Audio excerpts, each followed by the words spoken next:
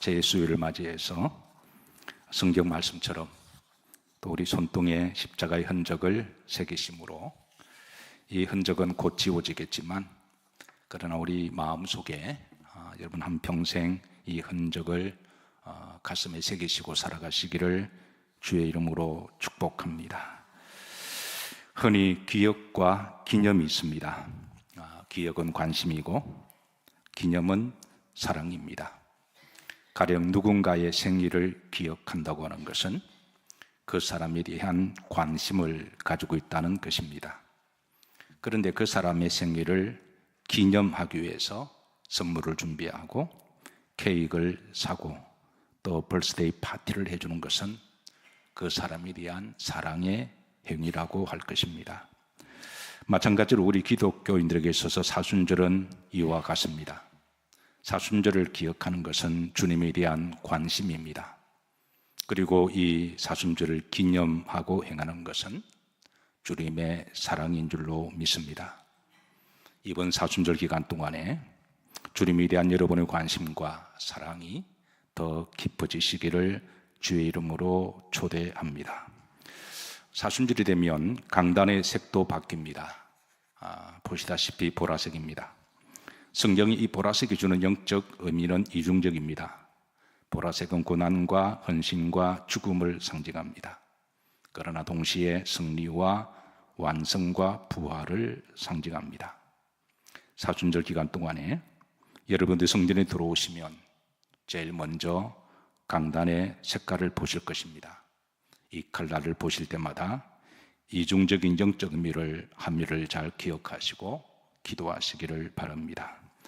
올해 사순절은 이제 오늘 3월 5일부터 시작해서 4월 20일 전날 19일까지 진행됩니다. 흔히 사순절을 계산할 때 주님이 부활하신 날을 역산해서 40일로 계산하죠.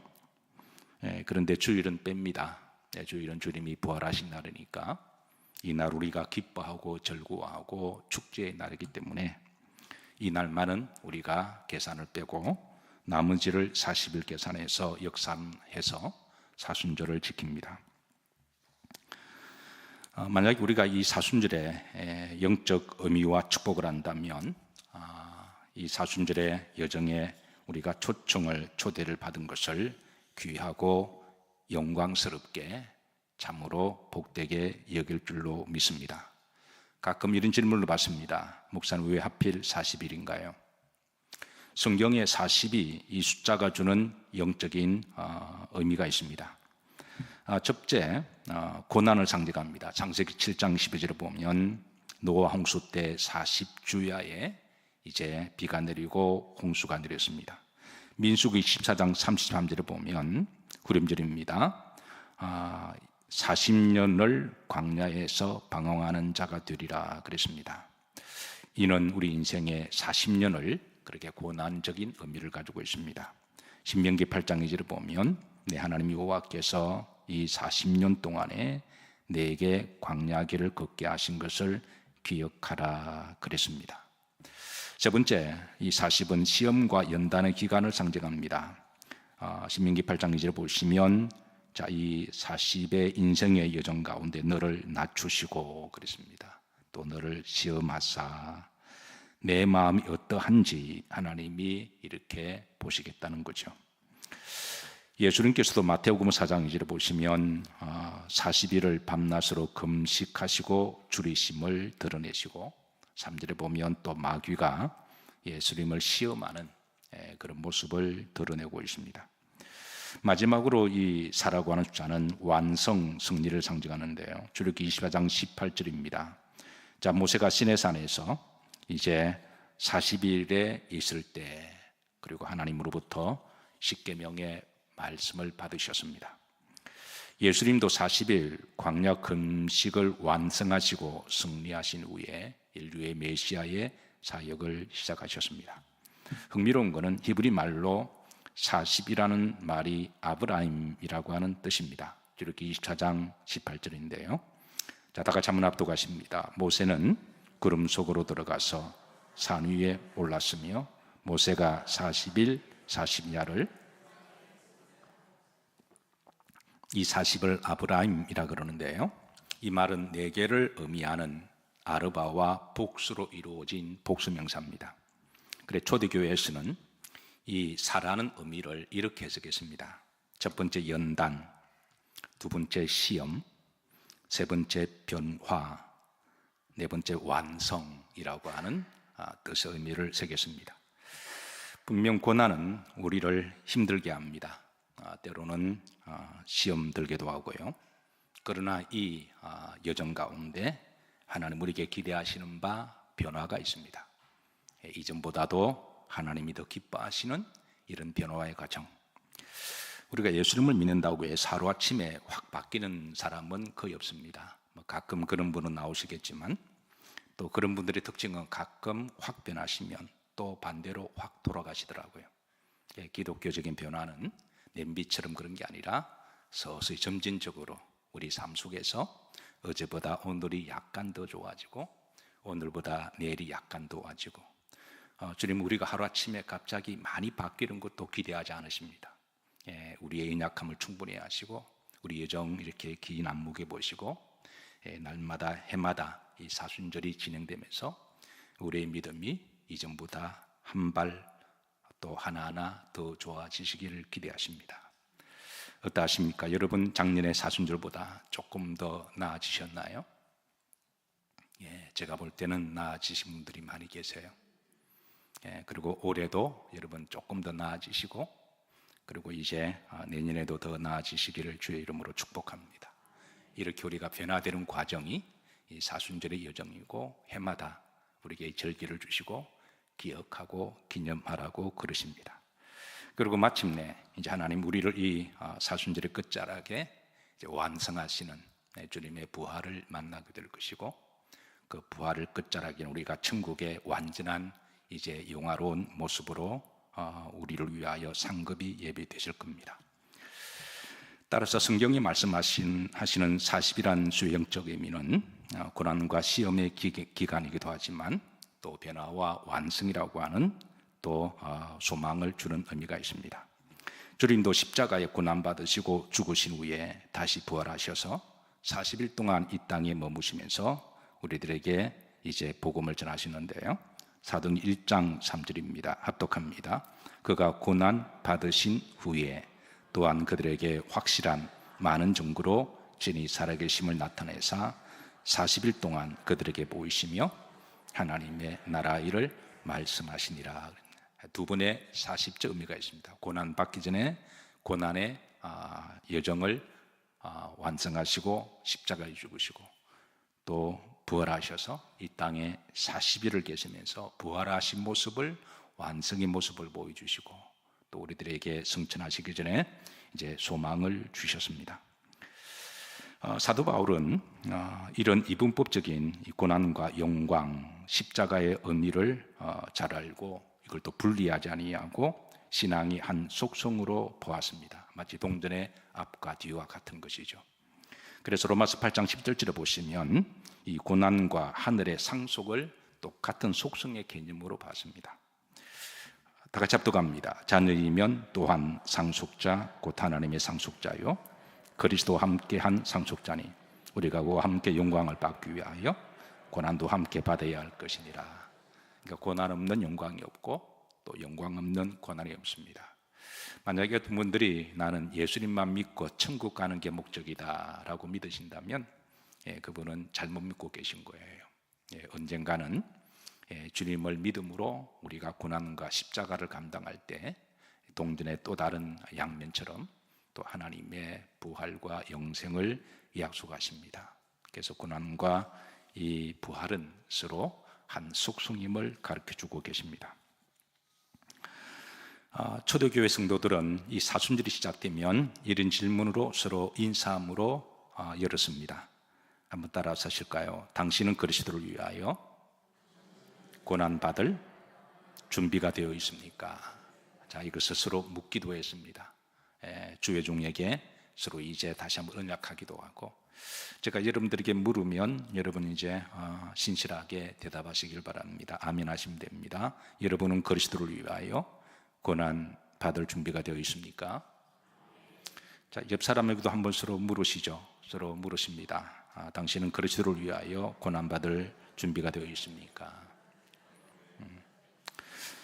사순절마다 매주마다 이런 인사를 했는데요. 앞으로 우리가 자주 해야 될 인사입니다. 그리고 또 다른 하나의 질문이 있습니다. 당신은 그리스도를 위하여 고난받고 있는 삶은 무엇입니까? 구체적으로 우리의 삶을 인도하는 것이죠. 그래서 사순절 되면 이마나 이제 제 십자가의 승호를 걷고 그리스도의 흔적을 몸에 새기며 바울의 고백처럼 예수님의 흔적을 그렇게 묵상하고 그렇게 살려고 애를 썼습니다. 초대교회 전성에 이어져 내려온 사순절의 풍습입니다. 이 제는 종려나무의 제를 이제 제로 만들어서 이마에 승호를 걷습니다. 그래서 이 제의 수를 애쉬웬지데이라고 부르기도 하죠. 저희 교회에서는 이마 대신에 손등에 새기고 있는데요. 자, 이 제로 십자가의 승호를 걷는 것은 다음 세 가지 뜻이 있습니다. 주님의 고난에 구체적으로 동참하고자 하는 신앙 고백적 의미가 있죠.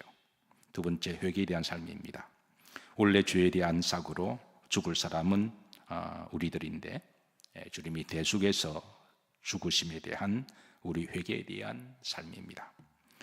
세 번째, 하나님 앞에 언젠가는 서게 될 죄와 같은 인생에 대한 고백입니다. 우리가 한 시대에 아무리 모든 부귀와 영화를 누리고 살아간다고 할지라도 잠깐 지나면 모든 것은 다 사라지고 한 줌의 흙으로 돌아갈 것입니다. 그래서 우리도 언젠가는 흙으로 돌아가 하나님 앞에 서게 된다고 하는 종말론적인 신앙을 담고 있습니다. 두 번째, 사순절 기간 동안에 금식 기도와 절식을 했는데요. 금식 자체가 목적이 되면 금식이 되어버리죠. 그러나 금식이 목적이 아니라 이제 금식함으로 주님의 고난을 좀 더 묵상하고 또 십자가의 삶을 살기 위한 금식을 했습니다. 맨날 며칠을 정해놓고 하는 금식도 있겠지만 이런 형편이 되지 못하면 하루 한 끼 금식도 괜찮습니다. 지병이 계셔서 하루 한 끼도 힘드시면 세 끼를 다 드시되 그러나 이제 마음속으로 이제 더 경건한 삶을 살아가도 괜찮습니다. 자, 세 번째, 구제와 선행 베풀기인데요. 이 사순절 기간 동안에 특별히 구제와 선행은 이루어졌는데 한 가지 조건이 있습니다. 따라서 하십니다. 철저히 은밀하게 그랬습니다. 주님이 오른손이 하는 일을 왼손이 모르게 하라 하셨기에 그래서 자신이 선행을 하고 자신을 드러낸다면 그건 오히려 이제 주님을 위한 것이 아니라 자기를 공로를 드러내는 것이니까 그래서 가급적인 선행과 구제를 하더라도 은밀하게 그렇게 했습니다. 네 번째, 경건 생활과 절언입니다. 특히 이때가 되면 개인적으로 나쁜 습관이나 잘못된 행실들을 고치고자 했습니다.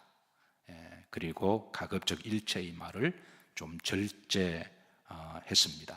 꼭 필요한 말 외에는 침묵으로 보냈고 가급적인 부정적이고 세속적인 말은 금하기도 했습니다. 영어의 사순절이라는 말은 다소 이중적 의미가 있습니다. The Lent라고 그렇게 이야기를 하죠. 이 렌트라는 말은 고난이라고 하는 뜻도 있지만 동시에 봄이라고 하는 뜻이 있습니다. 사순절처럼 우리가 이 추운 겨울의 여정이 지나고 나면 끝자락에 부활절이 다가오면 온 대지에 이제 새싹이 돋아올 것입니다. 대지는 봄으로 시작하듯이 마치 벚꽃이 피고 새싹이 피우는 것은 작년에 죽었던 그 모습이 다시 부활하는 것을 상징하기도 하죠. 그래서 계절적으로도 이제 이 사순절은 이중적 의미가 있습니다. 바울은 십자가의 신비와 비밀을 알고 있었기에 자신의 몸속에, 자신의 삶 속에, 자신의 심령 가운데 십자가의 흔적이 있기를 늘 기도했습니다. 그리고 마침내 그는 어느 시점에 이렇게 고백합니다. 이 고백이 우리의 고백이 되기를 바랍니다. 6장 17절 갈라디아서 다 같이 합독하십니다. 이후로는 누구든지 나를 괴롭게 하지 말라. 내가 내 몸에 예수님의 흔적을 지니고 있노라. 이거는 결코 바울이 교만한 말이 아닙니다. 자신의 삶 속에 진정으로 흔적을 잊기 위한 몸부림치고 괴로워했고, 또 그런 몸부림 후에 어느 시점에 정말 그의 삶 속에 이렇게 정말 자신 있게 말할 수 있는 신앙 고백이 된 거죠. 우리도 교만이 아니라 이렇게 각자 몸부림치고 또 노력함으로써 우리 삶 가운데 십자가의 흔적이 있기를 주의 이름으로 축복합니다. 주님이 이렇게 말씀하십니다. 마태복음 16장 24절에 다 같이 합독합니다. 이 예수님께서 제자들에게 이르시되 누구든지 나를 따라오거든 자기를 부인하고 자기 십자가를 지고 나를 따를 것이라. 우리 각자가 져야 될 십자가가 있습니다. 물론 남의 것도 져주면 참 좋은 것이겠지만, 사실 남의 십자가 질 만큼 우리가 그렇게 힘이 많지는 않습니다. 그런데 중요한 것은 내가 져야 될 십자가는 내가 진다면 그래도 더 행복한 공동체가 되리라고 저는 그렇게 믿습니다. 교회 안에서도 우리 각자 져야 될 십자가만 잘 져도 그 교회는 건강한 교회가 되죠. 가정 안에서도 이제 각자가 져야 될 십자가, 아버지는 아버지로서, 또 어머니는 어머니로서, 또 자식은 자식으로서 또 자기 십자가를 잘 지면 건강한 가정이 되리라고 믿습니다. 주께서는 고린도서 1장 18절에 보면 십자가의 도가 멸망하는 자들에게는 뭐한 것이요? 미련하게 보인다 그랬습니다. 어떤 사람 왜 사수고생하냐 그렇게 비아냥거리는 사람도 있지만, 그러나 구원을 받는 우리들에게는 하나님의 몫이라 능력이라. 내 십자가 안에 있는 도는 하나님의 능력이 있습니다. 그 십자가 안에 죄사함이 있고요, 그 십자가 안에 주의 사랑이 있습니다. 그 십자가 안에는 우리가 변화되는 삶이 있고, 그 십자가 안에는 용서가 있습니다. 특별히 이번 사순절 가운데 그동안 용서하지 못한 사람이 혹이라도 있으면 이번에 다 용서해 보시기를 주의 이름으로 부탁합니다. 십자가 안에는 평안이 있습니다. 십자가 안에는 구원이 있습니다. 십자가는 축복의 통로입니다. 오늘 제의 수요일을 통하여 초대교회에 이어내려져 왔던 이 아름다운 전성이 여러분의 그 어떤 성호의 손등이 여러분의 심장까지 이어지시고, 또 심장에 있는 십자가가 여러분의 발걸음에 새겨지시고, 또 여러분 삶까지 이어지셔서 이 십자가의 놀라운 신비와 축복이 여러분 가운데 함께 하시기를 주의 이름으로 축복합니다.